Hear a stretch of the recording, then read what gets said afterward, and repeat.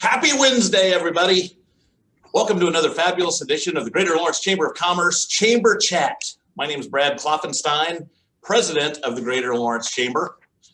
Here's our high-quality graphics. Chamber Chat this year is sponsored by Bose, McKinney & Evans. Thank you very much for your sponsorship, Bose, McKinney & Evans.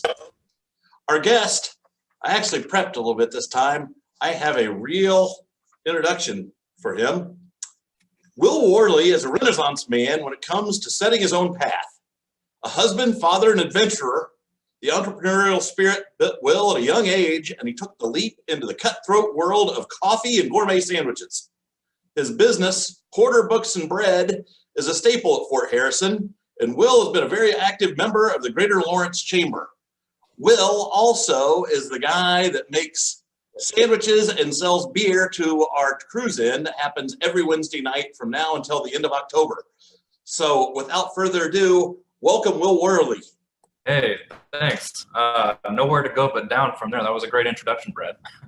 Well, do you want to frame this or anything? I think I might need to steal that, and I might just read that into my voicemail from now on. I'll save the script. I'll give it to you tonight if you're around. All right. So, Will, you own Porter Books and Bread. Tell us a little bit. Let's do the history. You're still a fairly young guy, and you've had this store now for what, 6 or 7 years?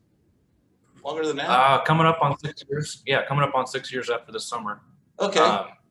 So tell us how you got started and how you decided to locate at Fort Bend. Well, I helped a friend start his own business. Something completely unrelated in the tech industry, and kind of got the itch to do something myself after that. We looked around at places to set up actually a used bookstore. So that was definitely the first concept that we thought of doing. And figured, if we're sitting around selling books all day, that sounds awesome, but it sounds kind of boring.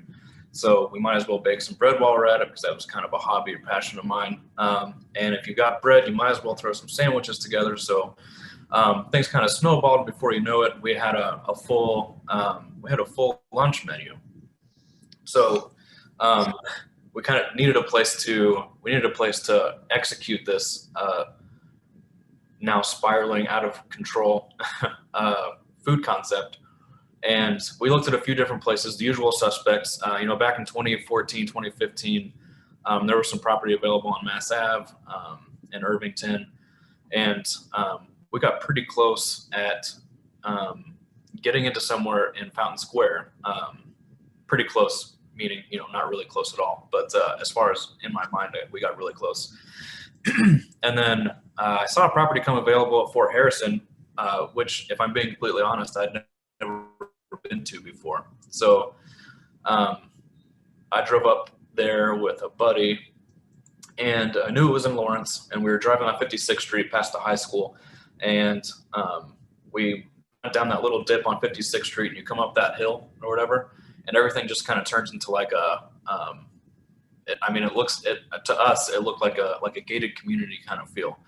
And then we saw all these old brick buildings, and all the structure was beautiful. And Fort Harrison was such a unique place that we didn't know existed before then. And I met with Tom Martin, who owns the building that we're in. We walked through this, one of the old barracks. And if you can imagine, that building has sat vacant for like 20 years. And it was scary in there. Probably one of the least finished properties that we looked at when we were considering places to go. But there was something about the old brick and the old wood, and it was the fact that the building was over 100 years old. And just the rest of the Fort Harrison community was really enamoring to us, I think. So I'm pretty sure we tried to sign a lease like that next week on that space. So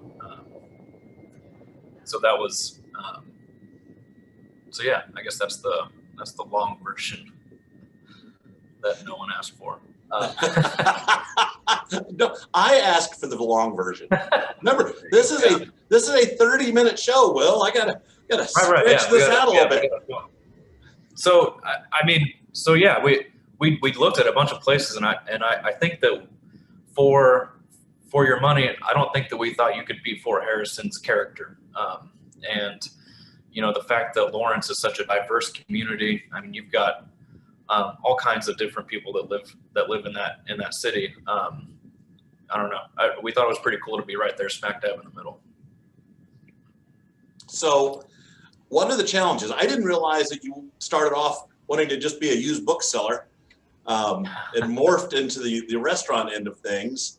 Do you sell a lot of books?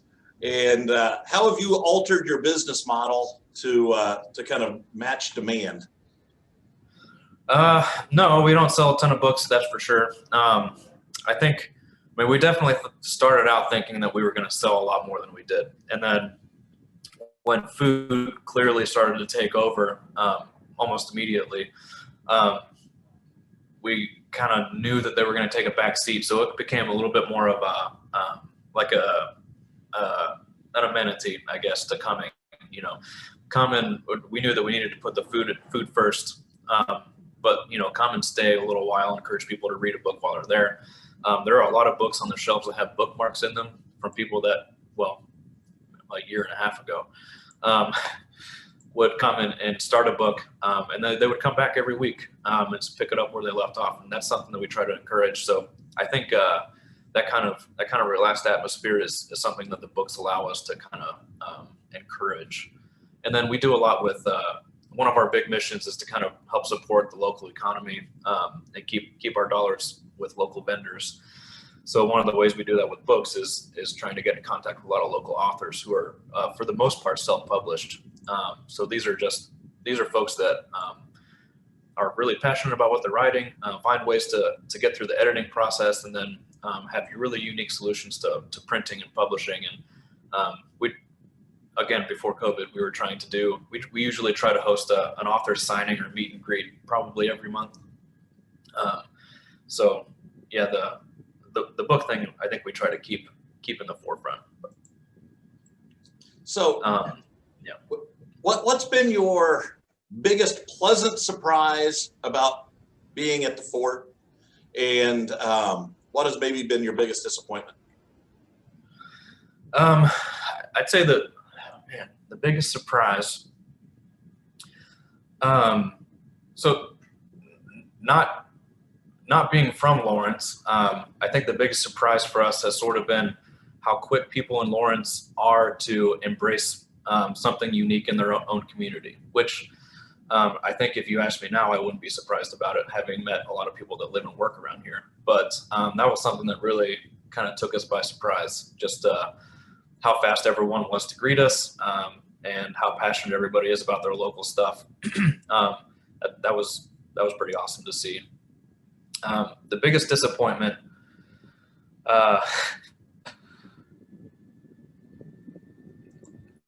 so Fort Harrison is a very walkable area, but being an old Army base, I feel like it's kind of a rough transition to turn that from a fort to a residential and commercial area. So I think going into the business there, you know, that was part of what drew us to the area. But some of the struggles with that transition, I think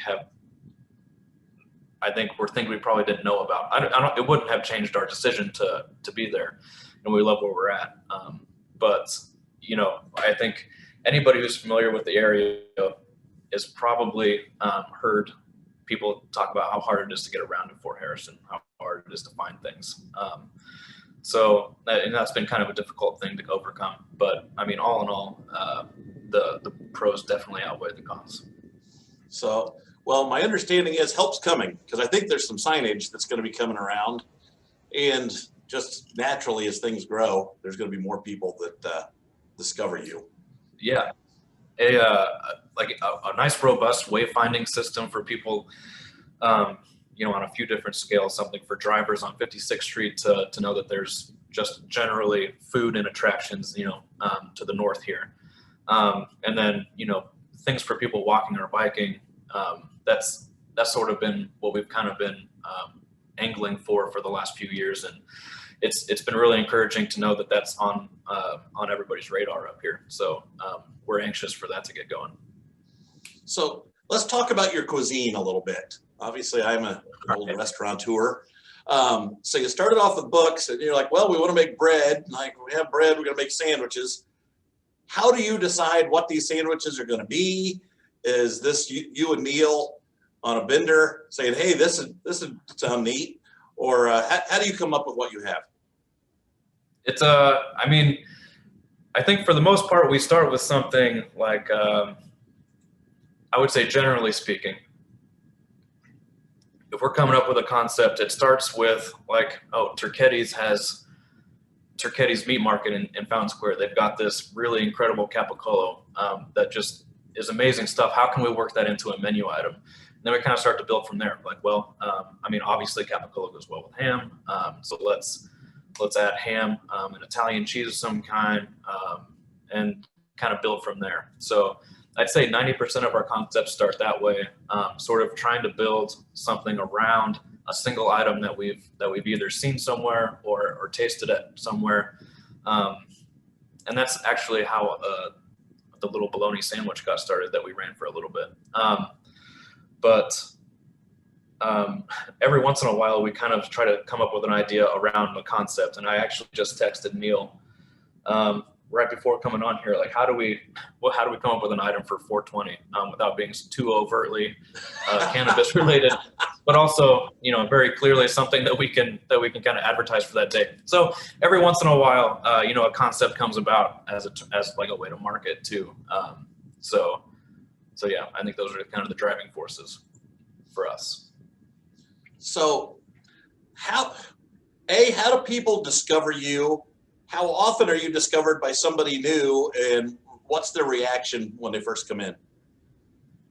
So it's a lot easier now. Actually, I think if there are a few things that come positive from the last year plus, it's that people rely a lot more on online searching, ordering, and so on and so forth. And that has really benefited us. I'd say, you know, people are starting to come back to the offices and kind of work in the area again, but we still probably receive maybe 40-50% of our orders through online ordering, which was not something that we did, period, before COVID. So I think people probably find us, I know we hear a lot of people find us with searching coffee or sandwiches in the area. And then we pop up on Google searches or Yelp, and then it kind of goes from there. How often do we hear that someone's new? Every day, probably. We don't do a ton of marketing. We don't do any marketing. So if someone comes in, it's either because they know we're there or someone has told them about us. And I'd say maybe 10 to 20% of our customers each day are someone new. And then we do a lot of recurring business, which I feel like is a real big positive. But, you know, I think generally speaking, people are pretty surprised. A lot of folks either come to Fort Harrison for the state park or for one other thing that they know is at Fort Harrison, but they don't really know that there's this community of business and residential at Fort Harrison. So they're very surprised to come into an old Army barracks and find all these offices and, you know, a two-story cafe. So, again, we lean so hard on the innate character of Fort Harrison for a lot of our ambiance and what have you. So I mean, I can't really claim that as something that we do, but I think people are generally pretty excited to have found us, mostly because if you don't know about it, it's kind of random to find a cafe there. So what's your busiest day part? Our busiest day? Busiest day and busiest part of the day. Is it mornings, lunches, right before you close? Well, and that's something that's changed a lot too. I'd say before COVID, our busiest day was Friday, and our busiest time of day was easily lunch. So that 11 to 1 hour Monday through Friday was always, we were always slammed.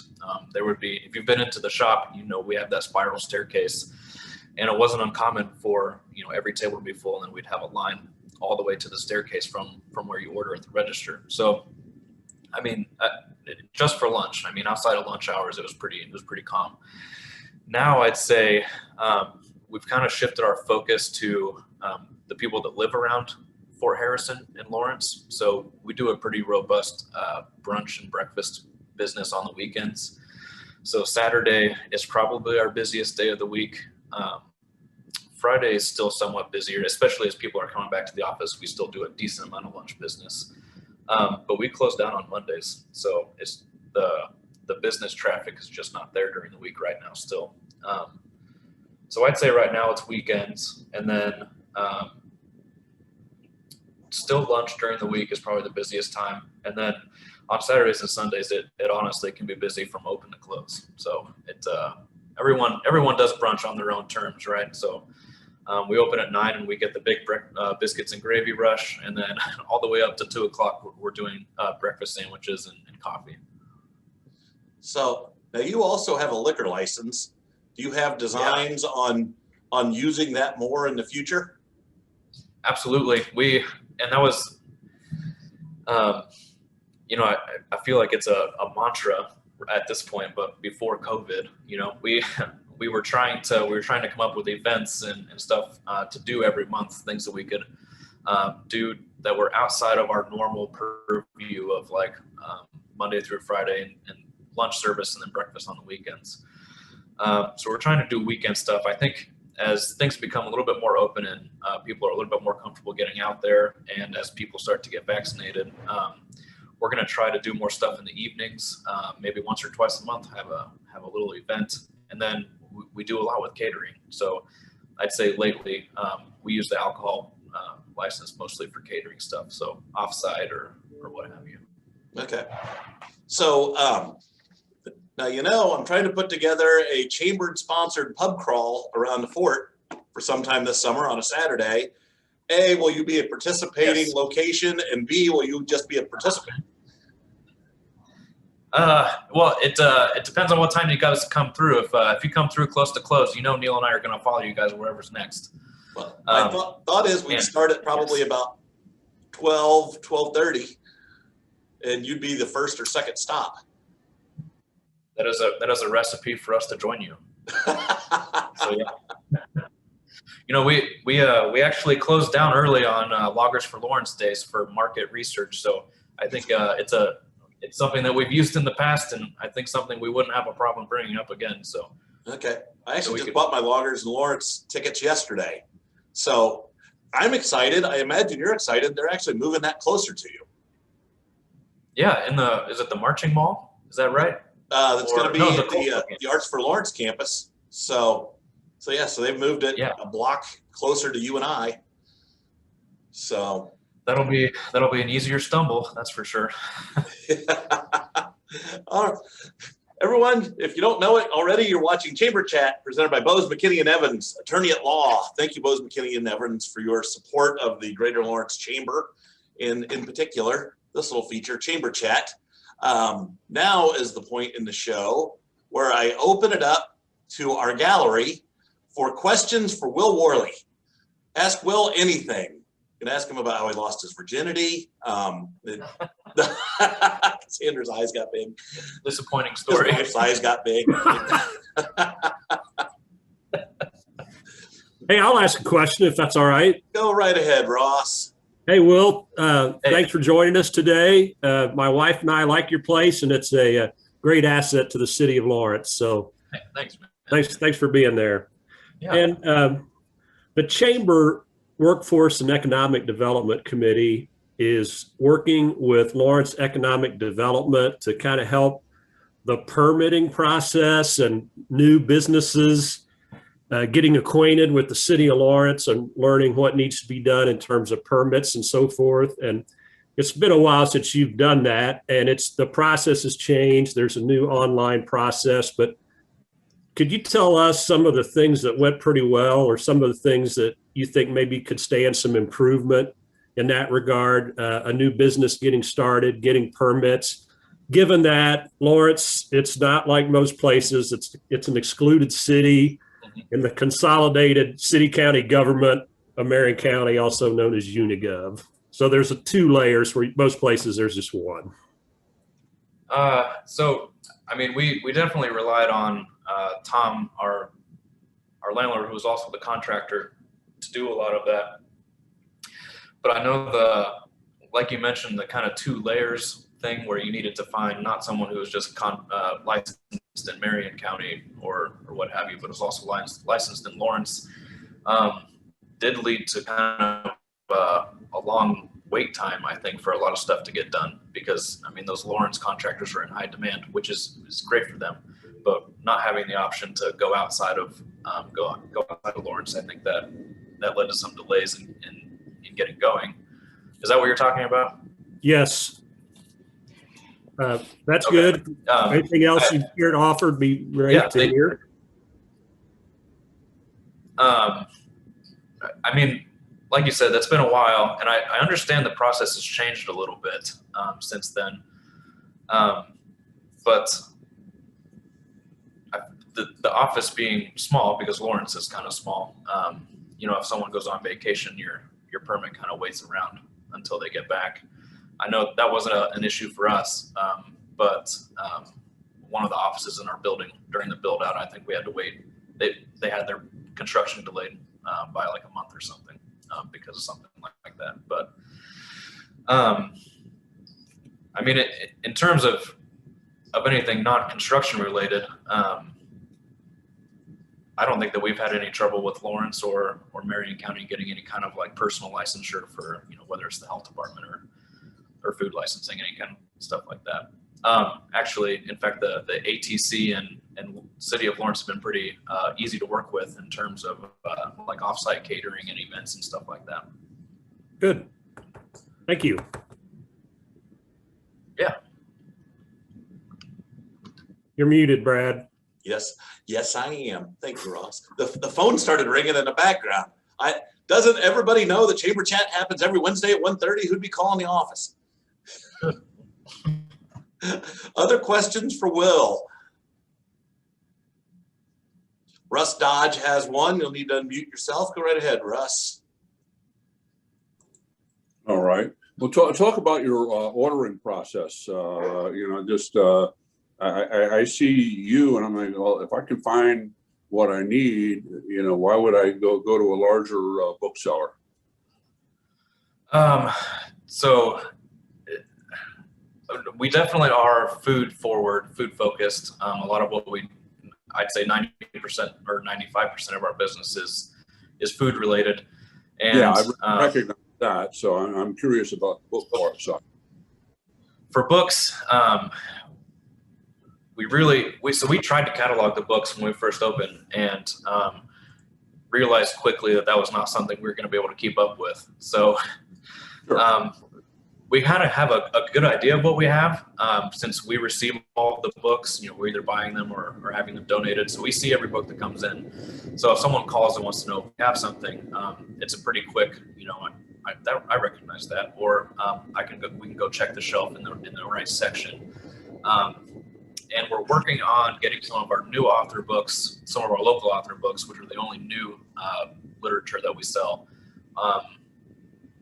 online, so that people can order that online. But that's just a matter of me getting on our website and kind of working that out.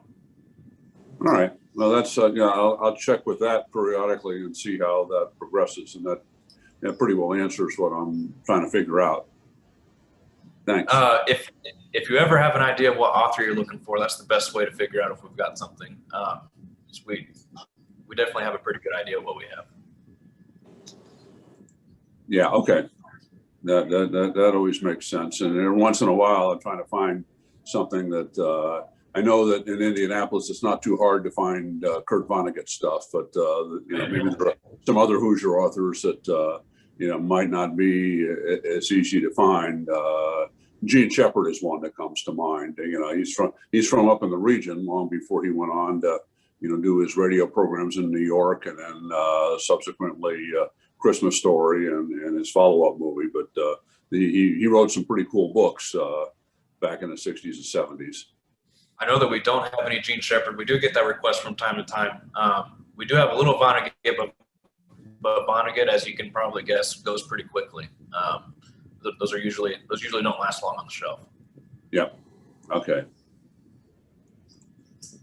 So, Will, I forgot we didn't even touch on coffee. So you roast and grind your own coffee. How did you get into that? Then you've got a facility down in Greenfield, right? How much retail or wholesale, I guess, do you do? So we started selling coffee because, that's what you do when you open a breakfast and lunch place, is you sell coffee. And we worked with a local vendor who actually lives at Fort Harrison, Trace Yates, who I'm sure you know.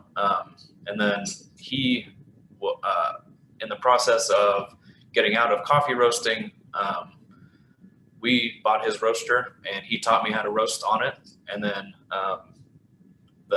we started roasting our own coffee back in 2016, I think that was. So pretty much close to right when we started. And then we kind of worked on building a wholesale business from there. We did open the spot in Greenfield, which we are actually in the process of trying to transition out of right now. That was one of the COVID hit that one pretty hard, but our wholesale business has actually grown since then. So we outfit a couple of coffee shops, a big donut shop in Noblesville, and then we do a decent amount of office business too, actually. So if your office serves coffee, we outfit those places with brewing equipment, and then kind of land a wholesale contract after that with that. So we do a decent amount of wholesale business. Porter Books and Bread in Lawrence is definitely still our biggest customer. So we go through the most coffee. Okay. Did my former employer ever come back for a repeat order, or did that business go away when I left? We made contact, and then nothing much came up from that. But I put that on myself. I am an awful salesperson, so I need to follow back up with them. Well, I wouldn't work. They were closed for several months because of COVID, like other people. So it's possible they never ran through the inventory that I left them. So, but no, I was just curious. So, what is the future for you and Porter Books and Bread? What does that look like? Well, interesting you ask. Actually, I'm doing this call from downtown. We're in the process of opening a new location in an office building down here on Meridian Street. So we've got a little spot. We're doing a grab and go lunch for some of the tenants in the building that we're in down here until their building comes back to full capacity, and then we'll be doing a full scale to order menu like we do in Lawrence. And then there's a couple other things that we might be working on in the future that might hit this summer, but I kind of need to wait until something is a little bit more firm with that. As far as Lawrence and Fort Harrison goes, we're really anxious to get going with the events and stuff again. I feel like we were really starting to get some momentum with that liquor license and doing some events, and then everything kind of hit the brakes there. So participating in the Cuisine, the farmers market over the summer, and then trying to get some crowds over in the summer once things open up a little bit. Those are all on the docket, and we're excited to get to it. Cool. Well, you mentioned the Cuisine. Those start tonight. So for everybody who's watching and might watch this later, every Wednesday night now through the end of October, Cuisine. It's on Otis Avenue, really right in front of the parade grounds, almost right next door to Porter Books and Bread. So just bring out whatever cars you have. Even if you don't have a car, just come on out, bring a lawn chair. Will oftentimes is out there with a cooler full of sandwiches and other beverages that are for sale. So you're welcome to bring your own or buy what Will has. I encourage you to buy what Will has. So yeah, hopefully I think that's going to turn into a thing this year. So be prepared, Will. That was a cool thing you set up, and those are always fun to go to. Even if hey Brad, this is for you. Even if we don't sell much. Came to mind here that for next year, maybe Will's location is a good place to have a Dingus Day celebration. I'm hoping to make all of Lawrence a place for Dingus Day celebration. So I'm hoping that Will does it, and Cafe Audrey's, and Fort Bend Pub, And yeah, I'm hoping that there's 3 or 4 places so that we have Dingus Day synergy. Yeah, Dingus Day, I have to. Dingus Day crawl like South Bend does. Yep. Excellent, excellent. I'm in. Cool. And I'll own up to my ignorance on the existence of Dingus Day, but now that I know it's a thing, I think that's something we'll try to plan for next year. It is like the greatest drinking holiday of all time, especially if you are an owner of an establishment. It's always on a Monday because it's always the day after Easter, and it's Polish sausage, pierogies, and beer. Simple. So I wouldn't take much convincing, but if I did, you got me. very good. All right. Well, last question. I asked this of all my guests. What do you love about Lawrence? Oh man, I think I'm gonna have to go back to one of the things that I thought was so inspiring and great to be located in Lawrence is the